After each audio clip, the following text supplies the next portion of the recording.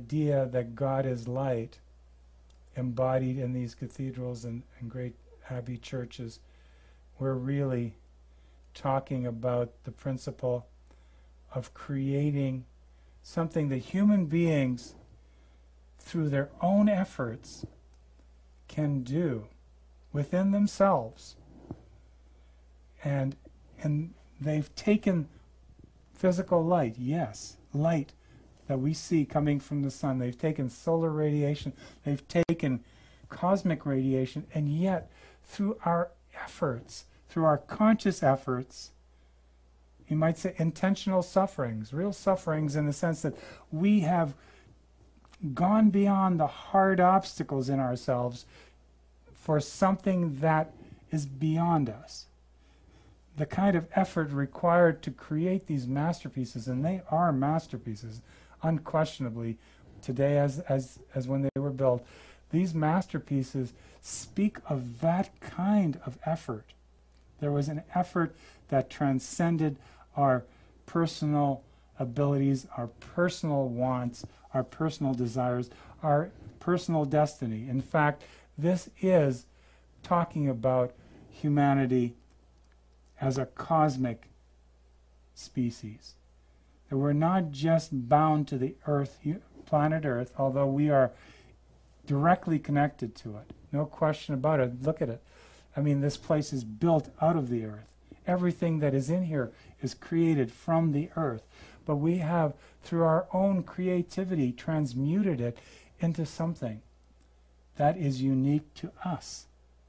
As a species, we have contributed something to the universe through our being present here, through these wonderful masterpieces of art. And it's not about a culture, it's not about a religious idea, it's about what we as consciousness, whatever we embody as consciousness, are capable of. And you are capable of this. We are all capable of creating these masterpieces. Don't forget, serfs, peasants with no education, they were part of this, as well as the nobility, as well as the philosophers, and as well as the esoteric school members, who also really played a key role in making these what they became. The transcendence of all bias, the transcendence of all imbalance. There's an imbalance, or there's an asymmetry, but there's still balance to it. This, of course, is the incredible, beautiful Gothic cathedral at Chartres. This is an example of it. Right from the very bottom to the very top, everything in these cathedrals was dedicated to the realization of perfection on earth. To have heaven be on earth. No detail was spared. Right from the lowest level, which is the crypt itself, which is usually a dank place, a dark place, is resplendent with light. It's dedicated to the Virgin. It's dedicated to the divine feminine, once again. But right from the bottom to the top, everything was given the highest effort.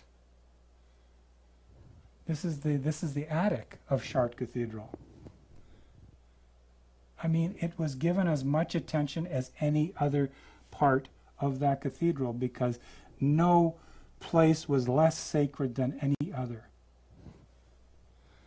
And as you can see, they had the great wheel, and this is how they carried stones up, and obviously these guys had help, because it was an incredibly dangerous place. I mean, it's incredibly dangerous even today, just to walk up there with the railings, but it's a dangerous place.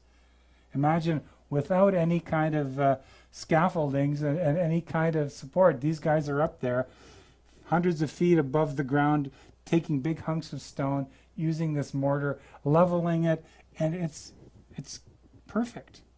It's perfect. Every level they go. And of course, it's kind of obvious that they're getting help from unseen forces. And yet that force is present. And so this is just an example of how Gothic architecture started to rise. At the bottom is the Laon Cathedral, that beautiful church that we saw with the grill floor, the square cross hatches there. That's Laon's height, and that's called a primitive cathedral. And then the next one over would be Notre Dame in Paris. Then Chartres Cathedral is a classic, considered to be a classical cathedral. It's about 100 feet high or something. Then we have Reims, which is rayonnant, classic and rayonnant. And then we have Amiens, which in the choir is rayonnant, which is the very high Gothic. That's when vaults and windows and everything else were stretched to the absolute limit that they could go. And here we have an example. The one on the left is Lincoln Cathedral. I think this is in the perpendicular style with a multi-ribbed vaulting. Beautiful. That was in England. And then we have, of course, the soaring height of Amiens, which is the second highest cathedral in France. It's about as high as cathedrals could safely go. Amiens and Cologne Cathedral in Germany are the same height, and they're based on the same model of architecture. But the scale of this is staggering and magical, and in a sense transcendent. It sweeps you up. It's intended to. It's intended to make you see how small you are, and yet it's also intended to elevate you. It's intended to knock out the ego, no matter how big it is, and just let you just be open as you are in essence. And so this is what the effect of this was. And so here we have on Le Mans, the choir, or the chancel as it's called, the choir part of this beautiful rayonnant cathedral, and the stained glass that is famous. It's a little bit blown out simply because of the need to photograph the pillars as well. But you can see how stretched and thin they are. And then, of course, the tallest cathedral that was ever built, but only partially built because it collapsed twice, is the incredible rayonnant church at Beauvais. And this is as high as Gothic building could put stone stacked on stone with buttresses. It was just this high and no further. And they tried twice and it collapsed twice. So all that's remaining now is the choir part. And I think they may actually someday plan to build the rest of the church, which is about the other 2/3 of it. But the choir itself is staggering in its scale. And so when you reach this height, you have to, all that stone, you see all the layers of stone built one on top of the other, on top of the other. They had to be perfectly dressed, perfectly level in order for it to stand, because if there's any kind of deviation, no matter at what place in the structure, it's going to create irregularities, and that'll create stress, and that'll eventually make it fall down. And so this work was perfectly done because it's standing 800 years after it was built. And you know what's interesting about Gothic cathedrals is, look at this. These are just cages of stone with huge glass walls in them. There's more glass as a wall than there is stone, which is the exact opposite of the Roman and all the other architecture that we'd seen up till now. The walls have to be really thick and heavy in order to sustain the weight of whatever's above it. This was possible through this very fine work of glass walls, you might say. These glass walls were only possible through the use of flying buttresses. Now remember we talked about those circles that went way over this way? Well, let's try this. Let's look at this. This circle goes way over here. And this circle goes way over here, right? And so they come together in a point. These are two different cathedrals, Chartres and Bourges, which are very similar in height. And they have different types of buttresses. Chartres is more classic, and it was rather a lot more, it's a lot clunkier, it's a lot more solid. You know, there's a lot more masonry to the buttresses at Chartres than there is in Bourges. Now Bourges is considered to be the finest example, engineering-wise, of flying buttresses. They are perfect in terms of distributing the tension and the weight of the walls onto the buttresses and down below. So, took a lot more work on the part of Chartres Cathedral here, but that was an earlier cathedral, slightly earlier. A lot of these innovations happened within 20 to 30 years, but when they did make the changes, they were significant and they were remarkable in terms of the effect.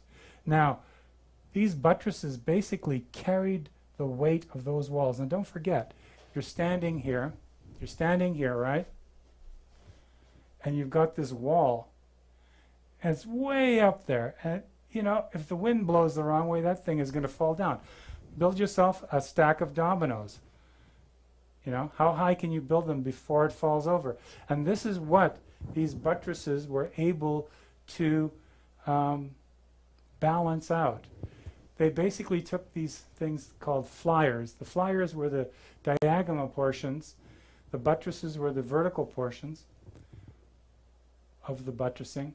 And, well, and they basically took the weight off the wall, and it took the force of that energy from the wall, and they distributed it down the flyers to the buttresses.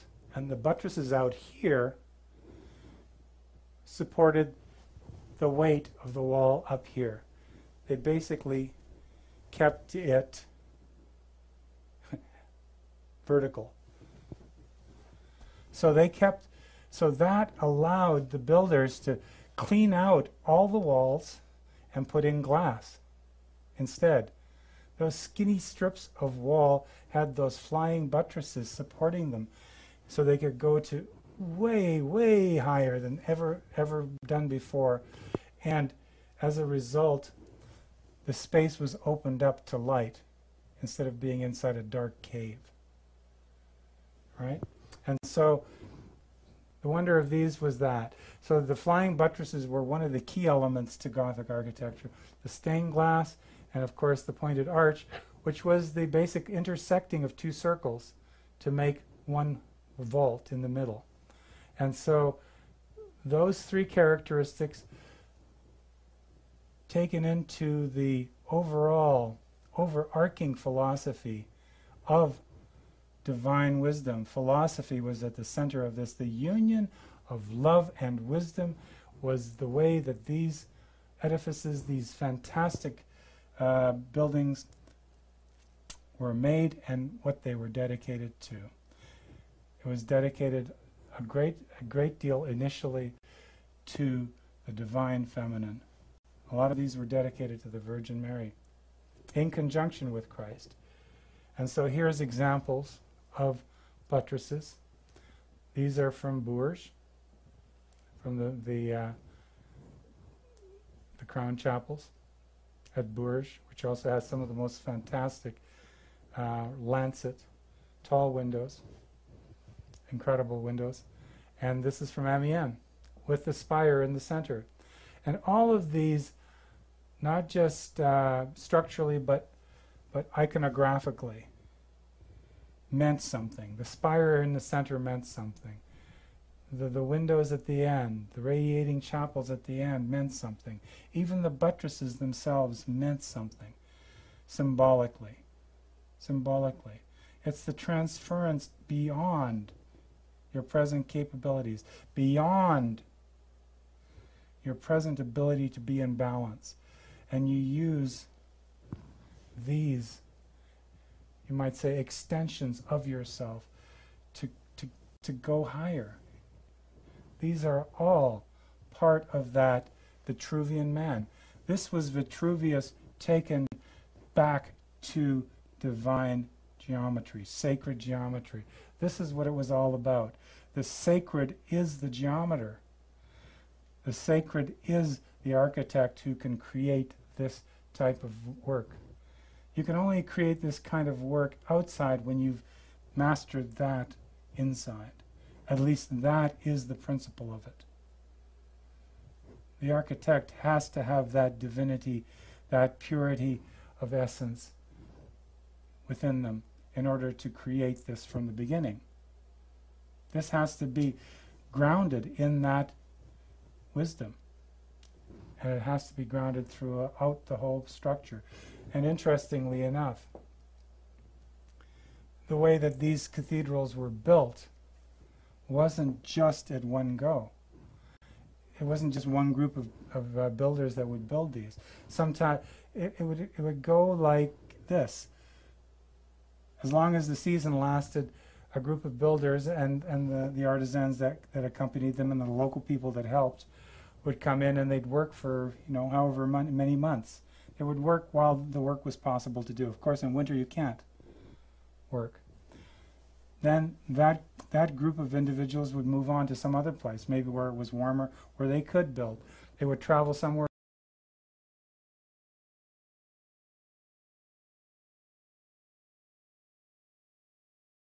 else, and another master builder would follow, and they would put in the second layer, and the third layer, and the fourth layer. And a lot of the time, maybe 5, 6, 8 different groups of traveling builders and companions, as they were called, which means highly skilled artisans, would come and work on different cathedrals and different churches throughout all of Europe, which was a big place throughout all of Christendom. And so these groups of traveling companions with the master builder would go from one place to another, and so they would all work with whatever was laid down before them by a previous master builder. And so, in effect, this was not just an individual thing. Even as groups, they were unified. It was an incredible, when you think about it, the consciousness that it must have taken for one group of artisans and master builders who used slightly different measures. Each had their own particular favorite measure, their own particular set score, their own particular ratio, and they would put, each of those would put that into the building.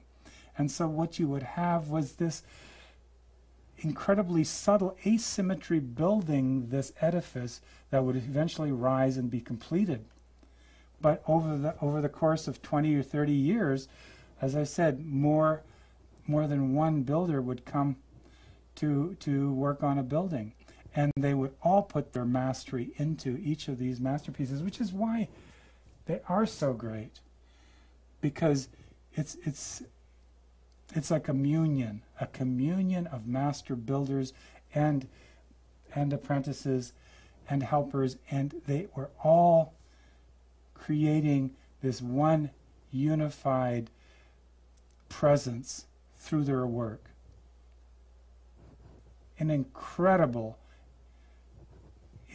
possibility, if you just look at it, that a group of 30 trained individuals, gangs of 30 to 50 of them, and there would be about 30 of these groups of 30 to 50 individuals going all over, creating this rising, ascending, God is light architecture that is still continuing to affect us as human beings and as beings. There's nothing more that I can say than thank you. I mean, what a great work. Now, so these are the vaults that accompanied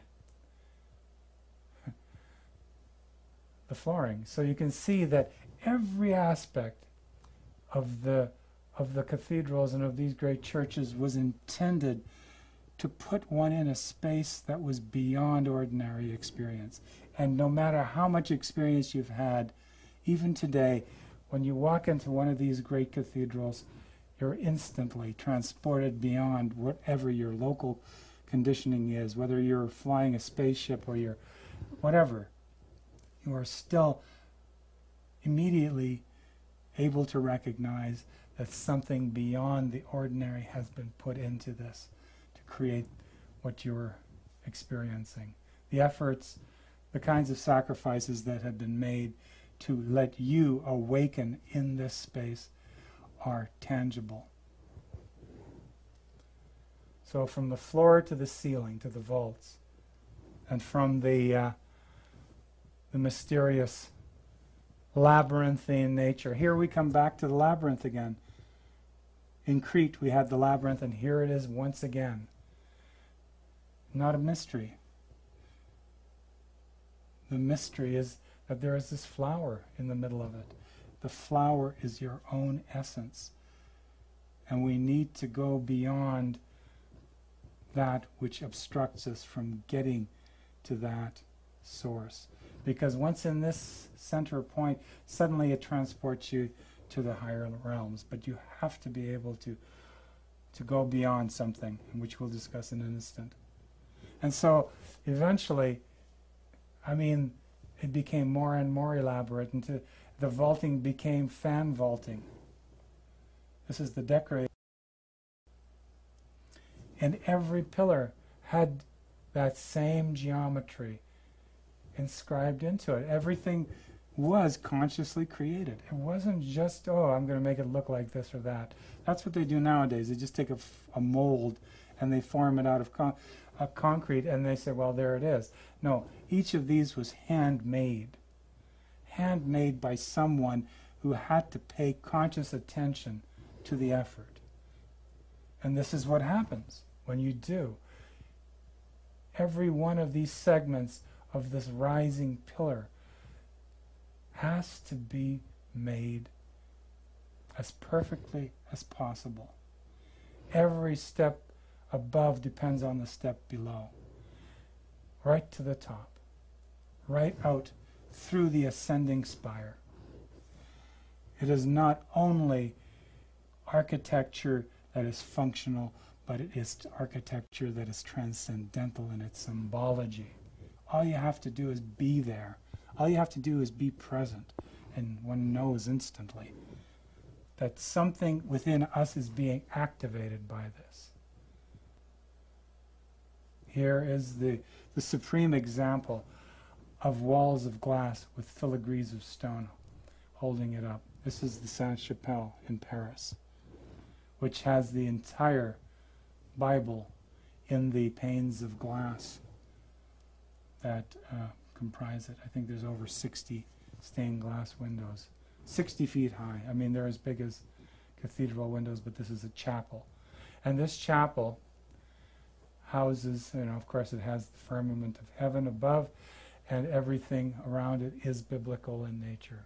Every book of the Bible is inscribed into each, or depicted in each of these stained glass facets, and the final, the book of Revelation, is the rose window. And so I think coming here to the final expression, probably the greatest piece of glasswork ever created on this planet, the North Rose at Paris, the Alchemist's Rose, as it's called. It's not just the fact that it is beautifully proportioned, and the geometry is perfect, considering that it's made out of stone, a webbing of stone that has this biblical significance of the different spheres that lead to the Christ in Majesty with the Virgin. So the male and the female are at the center of this motif. That the male and female are, in fact, interdependent. They are in balance, in effect, and everything around them produces this harmony. But when you look at the perfect balance between the colors and the transmissive quality of the glass, well,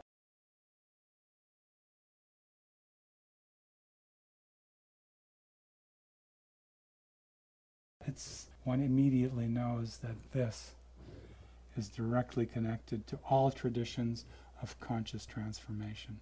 That this, in fact, is an example of that. And it is there for us to learn from, to absorb, and then to create our own conscious transformative work, whether through our life or through whatever we wish to express it through. But this is what it's about, conscious transformation of our lives, of the entire universe.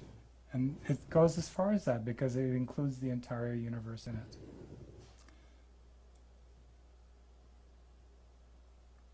But in order to get beyond that, yeah, there's one more thing that we always come up against.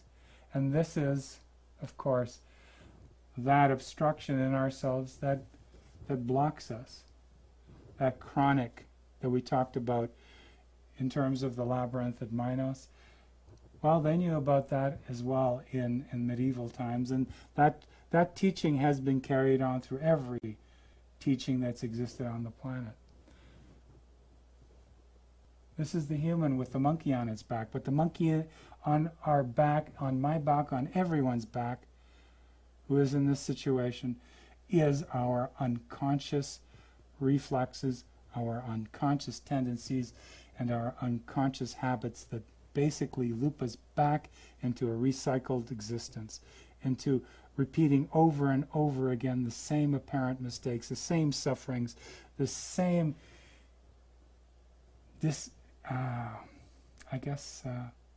dissatisfaction that we've always had to live, that we seem to always have had to live, because we're too tied to our identity as a limited being.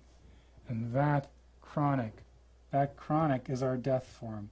It's that form that will keep us not going into another incarnation, but going into the same life over and over and over again, until we break out of it, until we recognize what the truth of our nature is. And here's that, here's one thing choking off another, and it's a fight to the death. That's us. It's me and my unconscious habits, me and my unconscious reactions. What kind of an identity allows that to drop away? Perhaps no identity. Not a false identity. But here, on the right, here we have, this is from the keystone of a church. That means the central point at the transept, at the crossing, you might say. The central point underneath the spire of a church. And here we have this teaching transformed from that of a life and death fight with, between unconsciousness and consciousness, good and evil and good, whatever, into this, where you have an angel and a devil blended together in one flower. Remember that flower we saw? Remember that flower? Oops, that flower we saw here? That's the flower. That's the flower that we need to create out of our own conscious efforts and intentional sufferings, or transcendence of suffering, if you will. Going beyond our personal suffering to take on more than we can personally. That is how we expand, by taking on suffering that is not our own, greater than our own. And eventually, we get to this state of not just elevation, but transcendence, where we help not only ourselves, not only our fellow human beings, not only our fellow beings, but we help the Absolute. We help the Absolute through this kind of unification. We take opposing, apparent polarized incompatibilities, and we unify them into an unbreakable being, where there cannot be anything but the most taken out of the energy of any dichotomy and used in the service of transcendence. The whole goes up to the spira. So this is looking down on us. The angel and the devil are looking down on us, but they're one being. And that being has a channel that goes straight through to infinity. If that polarized energy is kept in perfect balance, that's the way of transcendence. And so that's what we are. The analogy is simple. We can all become perfect roses dancing together in perfect harmony, endless infinite variation, endless infinite creation. Oh, what fun it all will be. Yeah. Yeah. All of us are this dancer, are this perfect creation. All we have to do is shake off our darkness, let it go, and realize that not only is there holy light, but there is holy darkness. And then when you blend them together, that's when you get holy life. So I'd like to ask our wonderful Deborah Judith to see if she can play something for us that's appropriate to the spirit of what we have been discussing and going through and demonstrating. And she's going to do divine geometry tonight.